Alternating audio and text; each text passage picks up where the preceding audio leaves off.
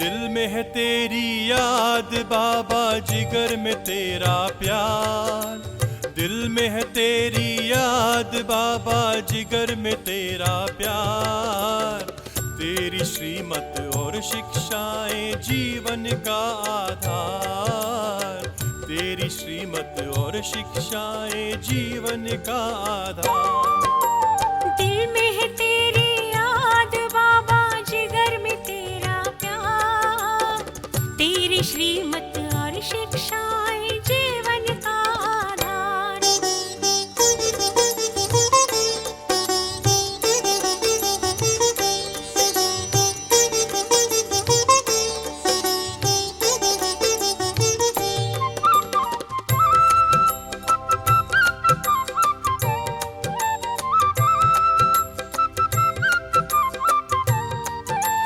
पद्मा पदम सौभाग्यशाली तुमने हमें बनाया। नवजीवन दे करके तुमने दिल में हमें बिठाया। पद्म पदम सौभाग्यशाली तुमने हमें बनाया। नवजीवन दे करके तुमने दिल में हमें बिठाया। अब तो ये जीवन है बाबा तुझ पर ही बलिहार।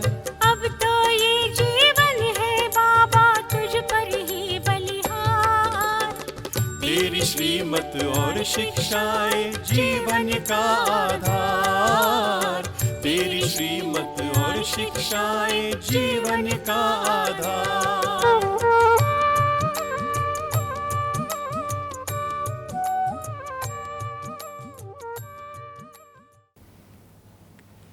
ഓം ശാന്തി. ബാബ ബോംബെ ഹോസ്പിറ്റലിൽ അഡ്മിറ്റായി ഓപ്പറേഷൻ കഴിഞ്ഞ് ഹോസ്പിറ്റലിൽ വിശ്രമിക്കുന്ന സമയത്ത് അവിടെ എന്തെല്ലാം സേവനങ്ങൾ നടന്നു. ഡോക്ടറുടെ സേവനത്തെക്കുറിച്ച് നമ്മൾ കേട്ടു. നഴ്സുമാരുടെ സേവനങ്ങൾ, മറ്റ് രോഗികൾ, അവിടെ അഡ്മിറ്റായിരുന്ന രോഗികളുടെ സേവനങ്ങൾ എങ്ങനെ നടന്നു. ഇനി അടുത്ത് നമ്മൾ കേൾക്കാൻ പോകുന്നത് അപകാരിയും പർ ഭി ഉപകാർ കിയ. അപകാരികളുടെ ഉപകാരം അവിടെ നടന്നു. बाबा से जो लोग मिलने आते उनमें सिंधी लोग भी थे जिन्होंने सिंध में ओम मंडली के साथ स्नेह का नाता नहीं निभाया था. ബാബയെ കാണാൻ വന്ന സിന്ധികളിൽ ഓം മണ്ഡലിയോടൊപ്പം വിരോധം കാണിച്ചിരുന്ന, എതിർത്തിരുന്നവരിൽ ധാരാളം പേര് വന്നു. അന്ന് എതിർത്തിരുന്നവർ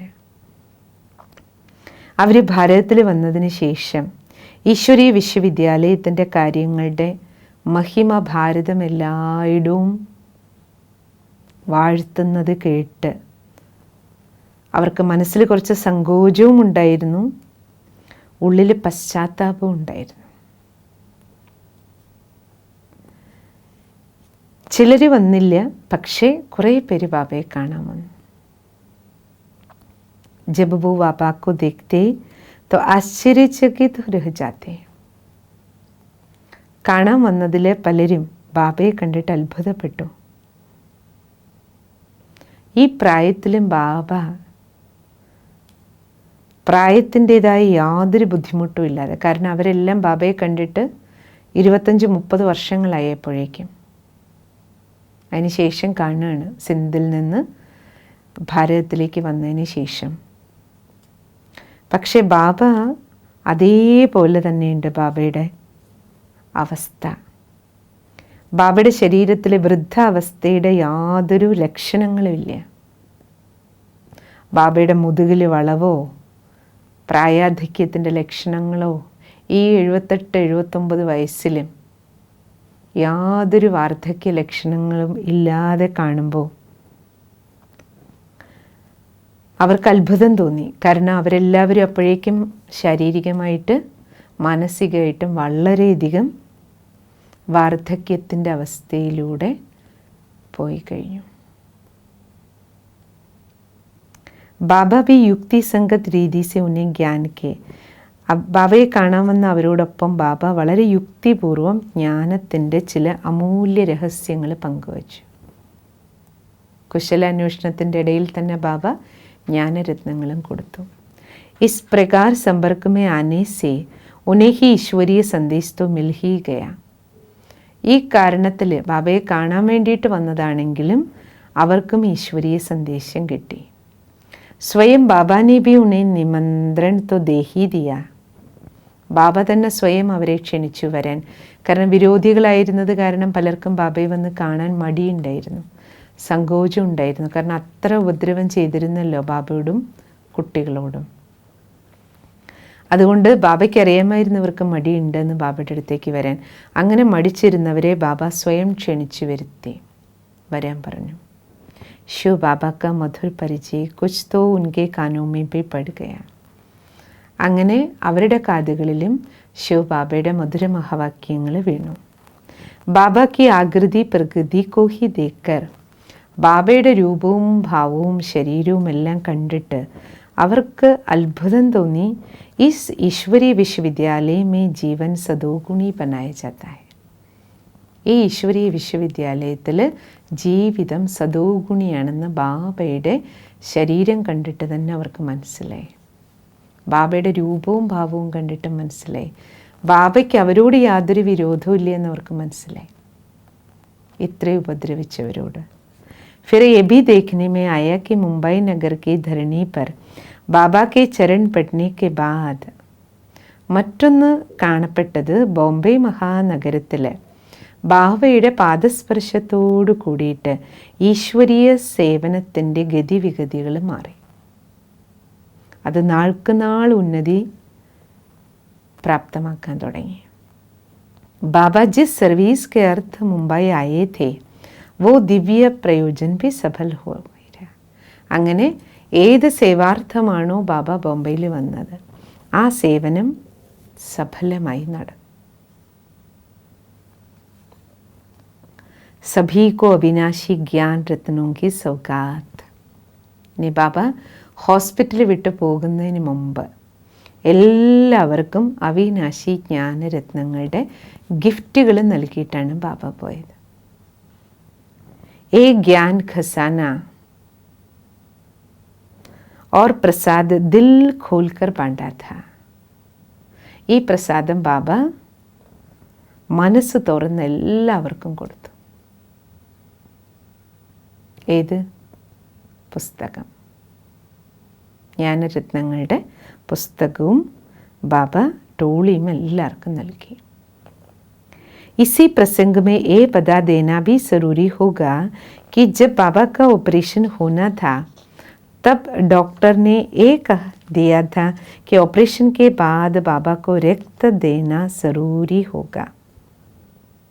ഇതിൻ്റെ ഇടയിൽ എനിക്ക് ഓർമ്മ വരുന്നത് ഫൈസാബ് മറ്റൊരു സംഭവം കൂടെ പറയാണ്.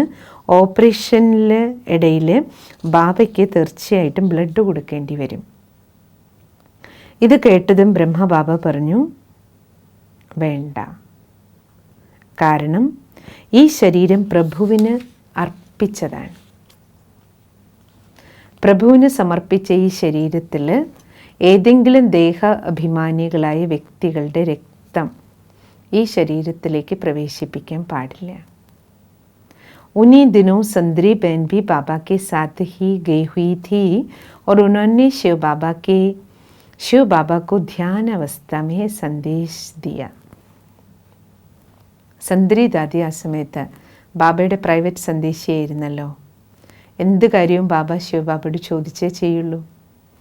അപ്പോൾ ദാദി ഹോസ്പിറ്റലിലും ബാബയോടൊപ്പം തന്നെ ഉണ്ടായിരുന്നു. ഉടൻ ദാദി വദനത്തിലേക്ക് പോയി ശിവബാബയോട് പറഞ്ഞു, ബാബ സന്ദേശം അയച്ചു, എൻ്റെ സാകാര രഥത്തോട് പറയണം ശിവബാബ സ്വയം ആ രക്തത്തിൻ്റെ ശുദ്ധീകരണം നടത്തിക്കോളാം. ഓപ്പറേഷൻ സമയത്ത് സ്വീകരിക്കുന്ന ബ്ലഡ് ഏതാണെങ്കിലും അതിൻ്റെ ശുദ്ധീകരണം സ്വയം ബാബ ചെയ്തോളാം. ഇസ്ലീ വോ ഇസ് ബാത് കോ സ്വീകാർ കർലേ. അതുകൊണ്ട് രക്തം കുത്തിവെക്കേണ്ട എന്നൊരിക്കലും പറയരുത് എന്ന് ബ്രഹ്മബാബയോട് പറയാൻ പറഞ്ഞു. തബ് സാകാർ ബാബാനെ ബാത് മാൻ ലി. ശിവബാബ പറഞ്ഞപ്പോൾ ബ്രഹ്മബാബ സ്വീകരിച്ചു. इधर बाबा का जब ऑपरेशन हो रहा था तब सारे ऑपरेशन के दौरान ഓപ്പറേഷൻ തിയേറ്ററിൽ ഓപ്പറേഷൻ നടന്നുകൊണ്ടിരിക്കുകയായിരുന്നു. ആ സമയത്ത് ഇപ്പുറത്ത് മറ്റൊരു റൂമിലിരുന്നുകൊണ്ട് സന്ദ്രി ദാദി ട്രാൻസ് അവസ്ഥയിൽ ആ ഓപ്പറേഷൻ മുഴുവൻ കണ്ടുകൊണ്ടിരുന്നു. സന്ദേശിപുത്രിക്ക് ബാബ ദിവ്യ സാക്ഷാത്കാരത്തിലൂടെ ഓപ്പറേഷൻ തിയേറ്ററിൽ നടക്കുന്ന ദൃശ്യം കാണിച്ചു കൊടുത്തു. ശിവബാബ എങ്ങനെയാണ് ബ്രഹ്മബാബയ്ക്ക് കുത്തിവെച്ചു കൊടുത്ത ബ്ലഡിൻ്റെ ശുദ്ധീകരണം നടത്തുന്നതെന്ന് പോലും സന്ദ്രിദാദി കണ്ടു.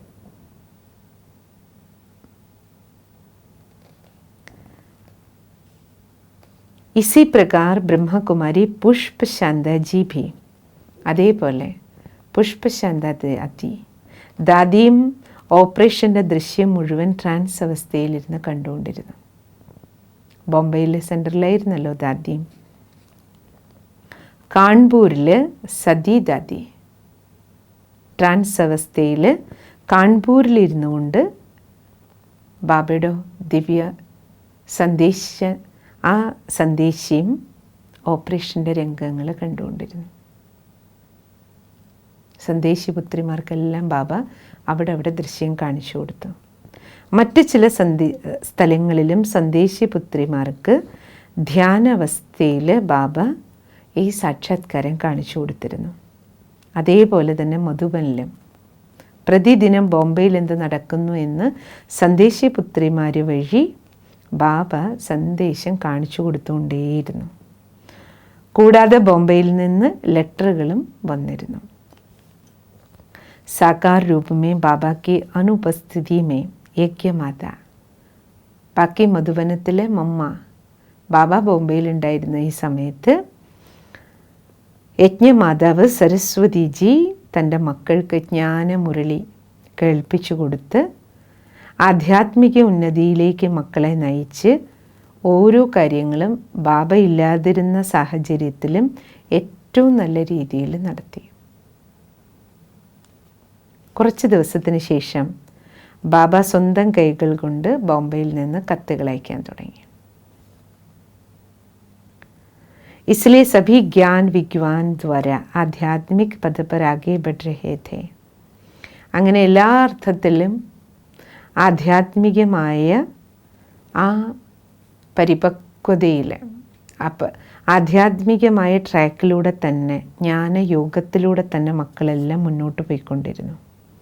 അവസാനം ഹോസ്പിറ്റലിൽ നിന്ന് ഡിസ്ചാർജ് ആയി റെസ്റ്റിന് ശേഷം ബാബ തിരിച്ച് മധുബനിലേക്ക് വന്നു.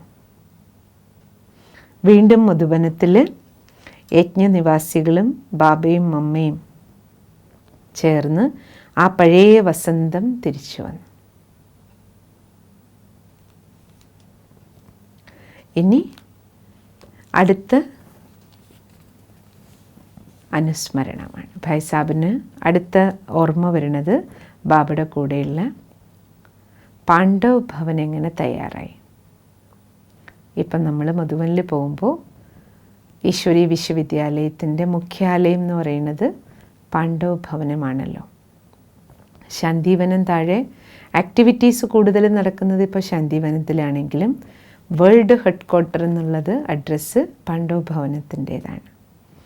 അപ്പോൾ പാണ്ഡവ് ഭവൻ ആ സ്ഥലം വാങ്ങുന്നതും അവിടെ നിർമ്മാണ കാര്യങ്ങൾ നടക്കുന്നതും അതിൻ്റെ പിന്നിലെ സംഭവങ്ങളെല്ലാം ജഗദീഷ് ഭായ്, കാരണം ആ സംഭവങ്ങളെല്ലാം ജഗദീഷ് ഭായ് ഉള്ള സമയത്ത് നടന്നതല്ലേ, അതുകൊണ്ട് അതിനും സാക്ഷ്യം വഹിച്ചതുകൊണ്ട് ആ സംഭവങ്ങൾ ഓരോന്നോരോന്നായിട്ട് നമ്മുടെ മുന്നിൽ പറയണം.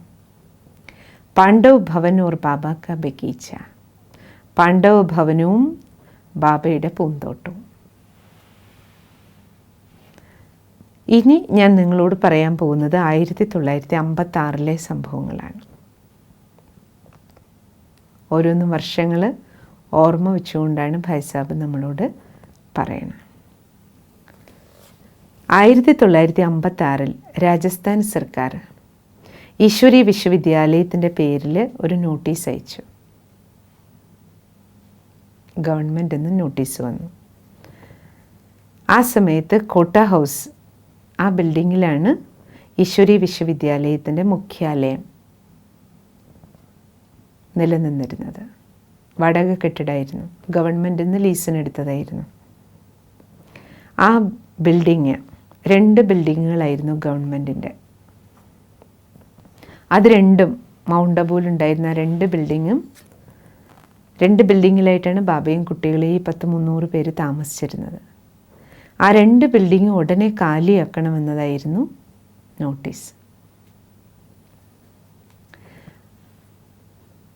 दोनों भवन पहले गुजरात प्रदेश के, കാരണം നോട്ടീസ് വന്നത് രാജസ്ഥാൻ ഗവൺമെൻറ് എന്നാണ്. നമ്മൾ യജ്ഞത്തിൽ അത് ലീസിന് നൽകിയിരുന്നത്, ഗവൺമെൻറ് നൽകിയിരുന്നത് ആ സമയത്ത് ഗുജറാത്ത് സർക്കാരിൻ്റെ കയ്യിലായിരുന്നു ആ കെട്ടിടങ്ങൾ.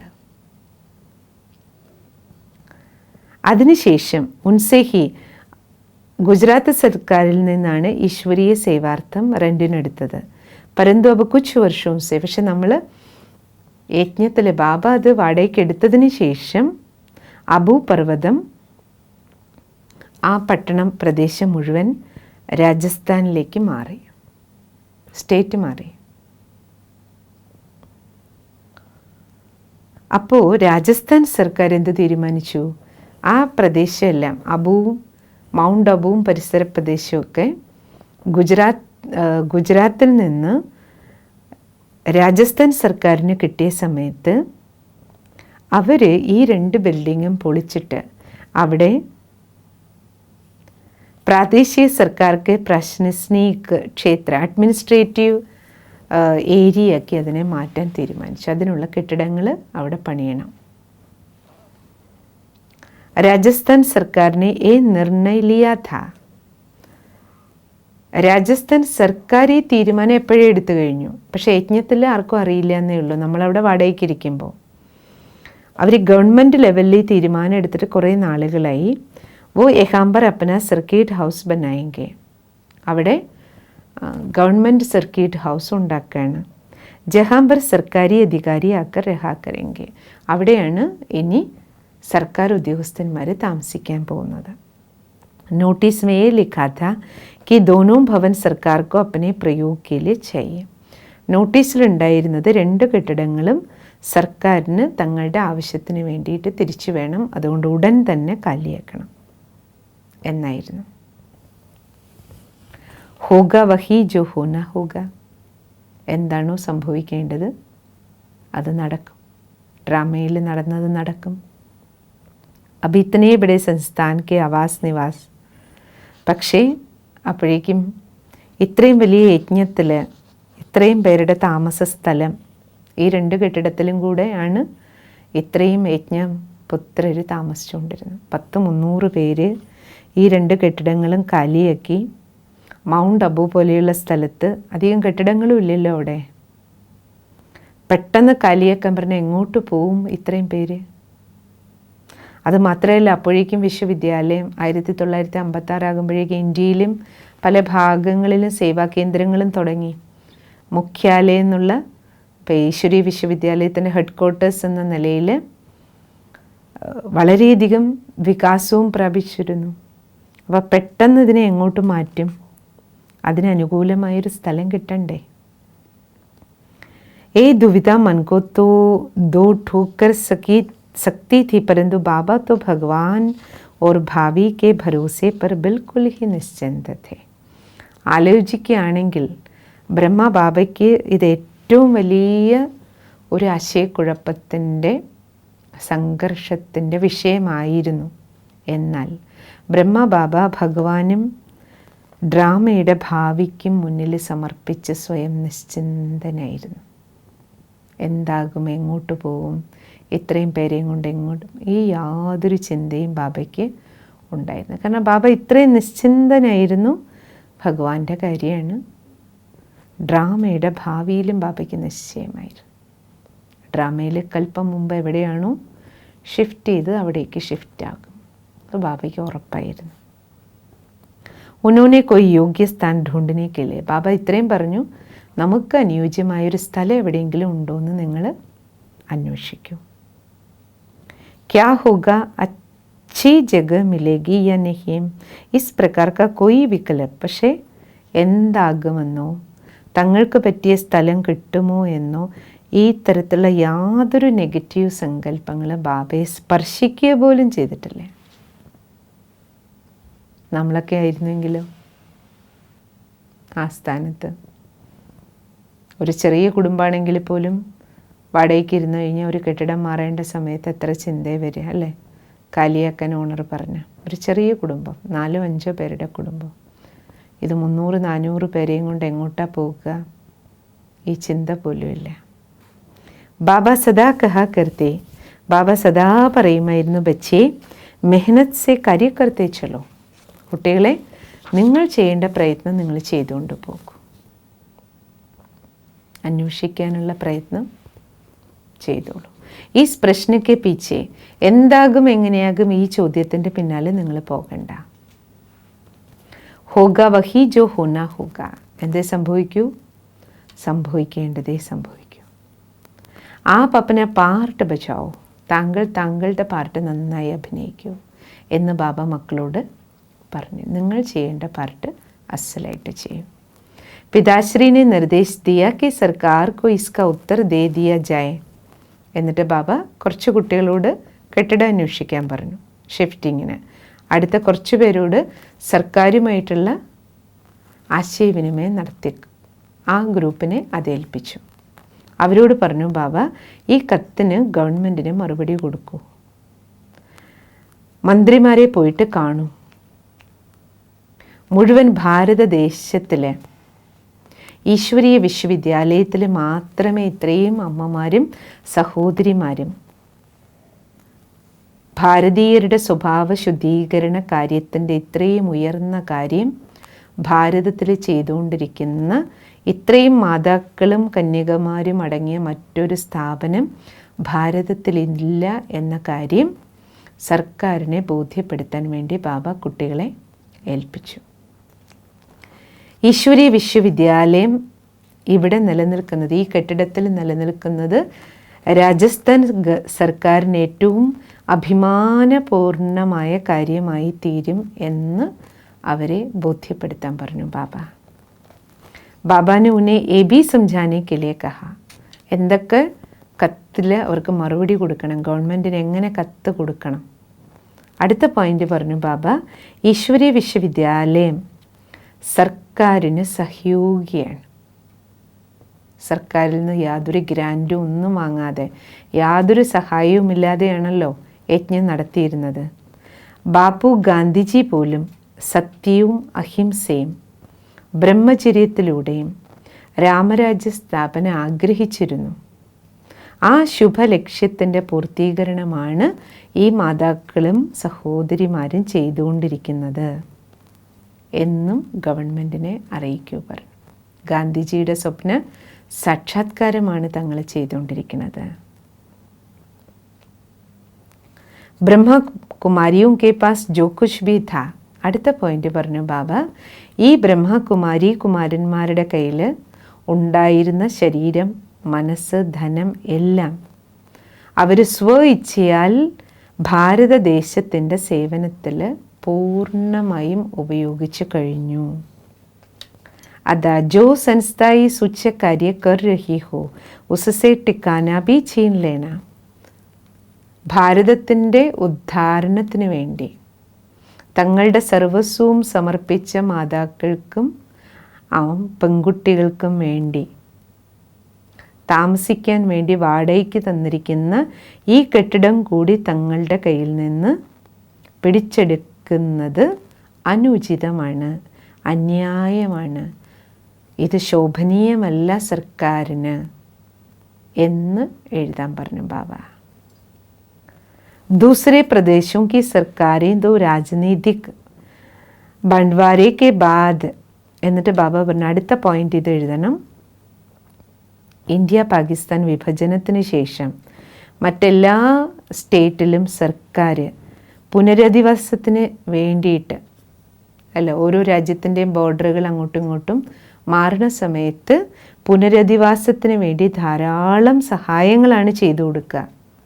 സാധനങ്ങളും സമ്പത്തും നൽകാറുണ്ട്. പക്ഷേ ഈശ്വരീയ വിശ്വവിദ്യാലയം തങ്ങളുടെ പുനരധിവാസത്തിന് വേണ്ടി സിന്ധിൽ നിന്ന് ഭാരതത്തിലേക്ക് വന്നപ്പോൾ തങ്ങളുടെ താമസത്തിനും മറ്റ് ചെലവുകൾക്കും വേണ്ടി ഈശ്വരീയ വിശ്വവിദ്യാലയത്തിലെ അമ്മമാരും സഹോദരിമാരും ഗവൺമെൻറ്റിനോടൊന്നും ചോദിച്ചിട്ടില്ല. സ്വയം ഗവൺമെൻറ്റിന് വാടക കൊടുത്തിട്ടാണ് ഈ കെട്ടിടത്തിൽ ഇത്രയും വർഷങ്ങൾ ഇരുന്നത് എന്നും രാജസ്ഥാൻ ഗവൺമെൻറ്റിന് കൊടുക്കുന്ന നിവേദനത്തിൽ എഴുതാൻ പറഞ്ഞു ബാബ. ബൽക്കി സർക്കാർ പർ കോയി ബോझ ഡാൽനെ കെ ബജായ്, സർക്കാരിന് ഭാരമാകുന്നതിന് പകരം, സർക്കാരിൽ നിന്ന് ഗ്രാൻഡ് വാങ്ങുന്നതിന് പകരം സ്വാശ്രയത്താലാണ് ഈ വിശ്വവിദ്യാലയം ഇത്രയും വർഷം കൊണ്ട് നിലനിൽക്കുന്നത്. बाबा ने ये भी लिखने के लिए आदेश दिया कि प्राचीन परंपरा के अनुसार तो राजा अपना प्रजा का पिता होता है. ബാബ ഇതും എഴുതാൻ പറഞ്ഞു പോയിന്റ്. ഭാരതത്തിൻ്റെ പ്രാചീന സംസ്കൃതിക്കനുസരിച്ച് രാജാവ് പ്രജകളുടെ പിതാസ്ഥാനത്തായിരിക്കണം. ഗവൺമെൻറ് പ്രജകളുടെ പിതാസ്ഥാനത്താണ്. वो अपनी प्रजा का अपनी संतान से भी ज़्यादा, രാജാവ് സ്വന്തം മക്കളെക്കാളും പ്രജകളെ കൂടുതൽ സ്നേഹിച്ചിരുന്നു. സ്വന്തം മക്കളെക്കാളും മക്കളുടെ സ്ഥാനത്താണ് പ്രജകളെ കണ്ടിരുന്നത്. ആ സംസ്കാരമാണ് ഭാരതത്തിൻ്റേത്. അത് സർക്കാർക്കോ ഈ നോട്ടീസ് വാപ്പിസ് ലേ ലേനാ ചെയ്യും. അതുകൊണ്ട് സർക്കാർ തീർച്ചയായും പ്രജാക്ഷേമം ആഗ്രഹിക്കുന്ന സർക്കാരാണെങ്കിൽ ഈ നോട്ടീസ് തിരിച്ചെടുക്കണം. അപ്പനയിലെ കോയി ദൂസരാ പ്രബന്ധ്, സർക്കാരിൻ്റെ ആവശ്യത്തിന് വേണ്ടി കെട്ടിടങ്ങൾ ഉണ്ടാക്കാൻ മറ്റെന്തെങ്കിലും ഏർപ്പാട് ചെയ്യണം. സർക്കാരിൻ്റെ പക്കൽ ഇഷ്ടം പോലെ സൗകര്യങ്ങളുണ്ട്, പക്ഷെ നമ്മുടെ പക്കൽ മറ്റൊരു മാർഗവും ഇല്ലല്ലോ. वो तो अपने लिए एक बड़े भवन का निर्माण, ഈ ഭവനം തന്നെ പിടിച്ചെടുക്കുന്നതിന് പകരം മറ്റൊരു ഭവനം ഉണ്ടാക്കാമല്ലോ പുതിയത്. അതിനുള്ള കഴിവ് സർക്കാരിൻ്റെ പക്കലുണ്ട്. और इस संस्था को यहाँ बने रहने देकर पुण्य लाभ भी ले सकते. ഇവിടെ തന്നെ ഈ സർക്കാരിന് വാടക കൊടുത്തുകൊണ്ട് ഇതേ കെട്ടിടത്തിൽ തന്നെ നമുക്ക് താമസിക്കാനുള്ള അനുവാദം നൽകുന്നതിലൂടെ ഗവൺമെൻറ്റിനും ഒരു വലിയ പുണ്യകർമ്മം ചെയ്തതിൻ്റെ ലാഭമുണ്ടാകും എന്നും കത്തിലെഴുതാൻ പറഞ്ഞു ബാബ. ഇപ്രകാരമുള്ള പോയിന്റുകൾ നിറഞ്ഞ കത്ത് ഗവൺമെൻറ്റിന് ബാബ കുട്ടികളെ കൊണ്ട് സമർപ്പിച്ചു. നോക്കൂ ബാബ അല്ലേ, ബാബ യുക്തിയുക്തം ഒരു വക്കീലോ അല്ലേ, വളരെ പരിപക്വമായ ഒരു വ്യക്തി, വക്കീലിനെ പോലെയുള്ള ഒരു വ്യക്തിയുടെ കാഴ്ചപ്പാടിനനുസരിച്ച് എങ്ങനെ ഗവൺമെൻറ്റിന് മനസ്സിലാക്കി കൊടുക്കണം, ബോധ്യപ്പെടുത്തി കൊടുക്കണം, അതിനുവേണ്ടി എത്ര അവർക്ക് റെസ്പെക്റ്റ് കൊടുത്തുകൊണ്ട് തന്നെ എങ്ങനെ കത്തെഴുതണം, ഈ കലകളെല്ലാം ബാബയിലുണ്ടായിരുന്നു എന്നുള്ളതാണ് നമ്മൾ ആലോചിച്ച് നോക്കണം അല്ലേ. ബാബ ശരിക്കും 16 കല സമ്പൂർണനായിരുന്നു. വെറുതെ അല്ലല്ലോ ശിവബാബ സെലക്ട് ചെയ്തത്, വെറുതെ അല്ലല്ലോ ബാബ കൃഷ്ണനായി പോയി ജനിക്കാൻ വേണ്ടിയിട്ട് അല്ല, റെഡിമെയ്ഡായിട്ടുള്ള അവസ്ഥയിലായിരുന്നു. ബാബയ്ക്ക് പ്രത്യേകിച്ചൊരു പുരുഷാർത്ഥം ശരിക്കും ചെയ്യേണ്ടിയിരുന്നില്ല എന്നാണ് നമുക്ക് മനസ്സിലാക്കാൻ കഴിയുന്നത്. അത്രത്തോളം കലകളാണ് നമുക്ക് ബാബയിൽ കാണാൻ കഴിയുന്നത്. ഈ ഓരോ സംഭവങ്ങളും അല്ലേ നമുക്ക് ആ സ്മൃതികളല്ലേ ഉണർത്തി തരുന്നത്. ബാക്കി നമുക്ക് നാളെ കേൾക്കാം. ഈ കത്ത് ഗവൺമെൻറ്റിന് സമർപ്പിക്കുമ്പോൾ ഗവൺമെൻറ്റിൻ്റെ മറുപടി എന്താണ് അത് നാളെ കേൾക്കാം. ഓം ശാന്തി.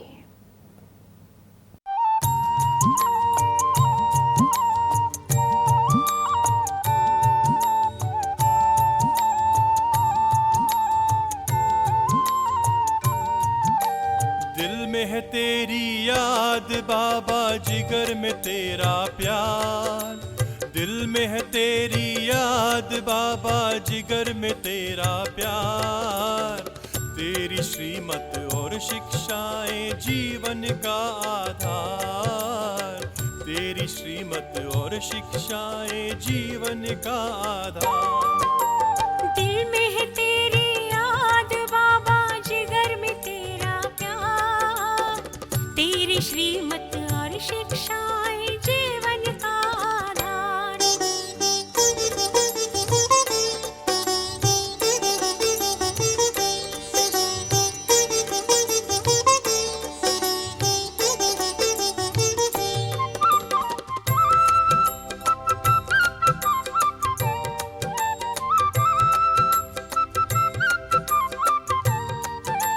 पद्मा पदम सौभाग्यशाली तुमने हमें बनाया, नवजीवन दे करके तुमने दिल में हमें बिठाया।